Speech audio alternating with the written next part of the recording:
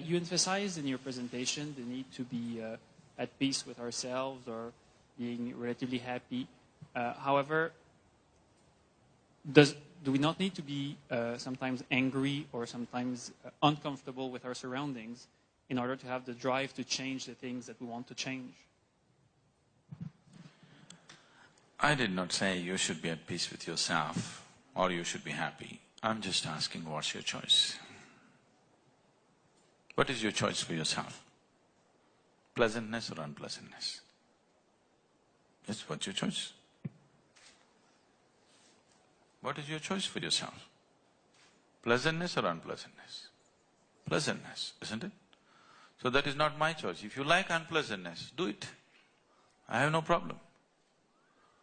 But if you want pleasantness and you're creating unpleasantness, obviously you're not going where you want to go, isn't it?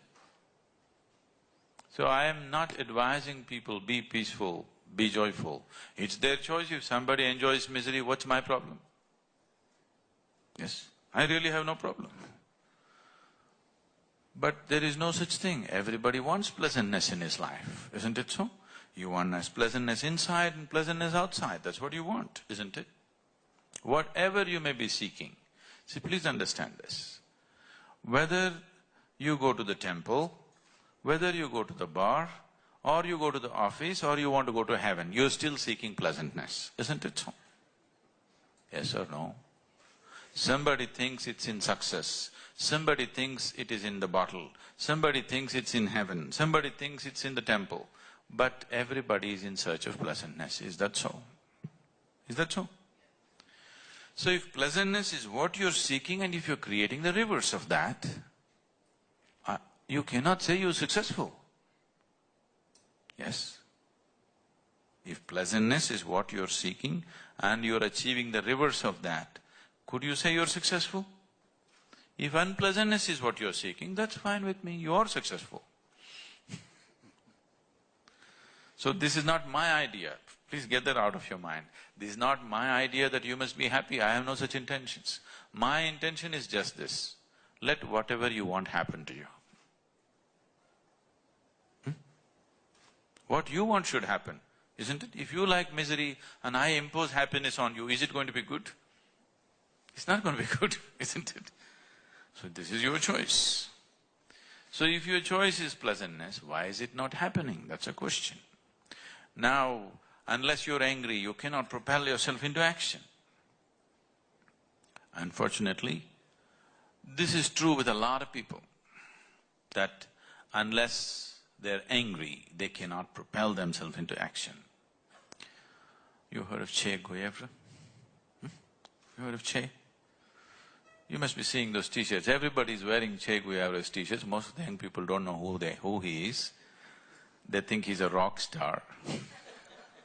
But I heard that the one t-shirt which is still being sold to the maximum on the planet is Che Guevara's t-shirt, even today.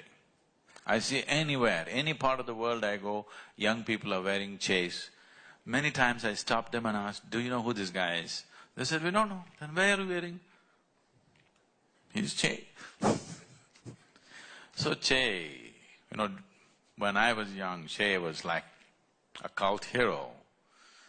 And Che said, if you are in rage, you're one of us. So this impressed me, because wherever I saw injustice, wherever I saw something not going okay, I was also in a rage about everything. Then it took a certain amount of experience and inner exploration for me to see and get out of that rage.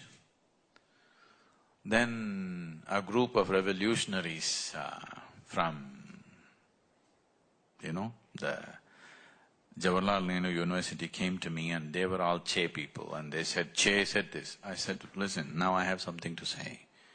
If you're out of rage, you're one of us.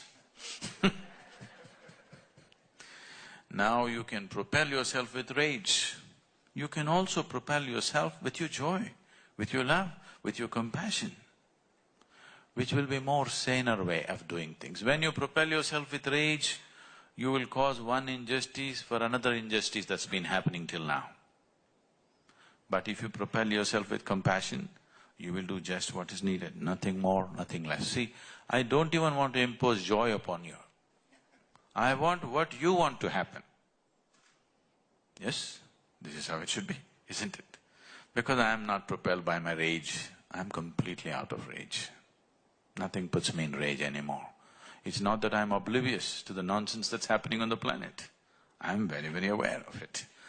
I am very, very involved in seeing and finding solutions. So these are the two ways. Do you want to drive yourself consciously or unconsciously? This is the question. Whenever you are in rage, whenever you are angry, are you conscious or unconscious? You're definitely unconscious, isn't it? And when you become angry, generally you suffer more than your victim most of the time. Yes or no? So in that kind of condition, what are you going to create? Once in a way, corrective measures may happen because somebody is angry, but that is not the way to do things. In a balanced, sane way, you can correct things, isn't it? The reason why the first injustice has happened also is because somebody is in rage and you're trying to correct it with another rage. Let's say a crime happens on the street. Out of greed or anger, a crime happens. Now you get angry and try to correct it. You are also committing another crime, probably a larger one usually. You can correct that out of simple, sheer sense, out of your humanity. Just now, like about 6 days ago, I was speaking to a group of people and they introduced me as humanitarian. I said, what's this? I have heard of vegetarians, non-vegetarians, and what is this humanitarian? What are you trying to say? No, you're doing a lot of humane activity. I said, it's a shame that we have to teach human beings to be human. Isn't it so? We are making an effort to teach human beings to be human as if they were some monkeys. If you try to teach a monkey to do what a human being can do, that's an achievement. You teach a human being to be like a human being, this is not an achievement. But right now in this world it looks that way because lot of people have taken on different positions. Because they have become Indians, they have become Pakistanis, they have become Singaporeans, they have become Hindus, they have become Muslims. You have to look for a human being, where are they? Very hard to find them. If you just sat here as a human being, to resonate with other life around you would be very, very natural. If you get identified with something that you're not, then it all gets narrowed down. Some things will happen, yes, you can fight a war, you can do certain things, you can do certain things forcefully, yes. But if you want true well-being in the world, first thing is you have to resonate here as life, because you are life, isn't it? I don't have to teach you that you are life. You are life. If you resonate and throb as life, you will know how to be a wonderful piece of life, which you are. But right now, we are trying to find patchy ways of doing things, simply because somebody did something in anger and it worked at a certain time. That doesn't mean that's the way to correct everything, isn't it so? It's unfortunate if a human being cannot be propelled into action out of his love, out of his joy, out of his compassion. You tell me one thing, on a certain day you're unhappy and angry, on another day you're very happy. Which day are you willing to be more active?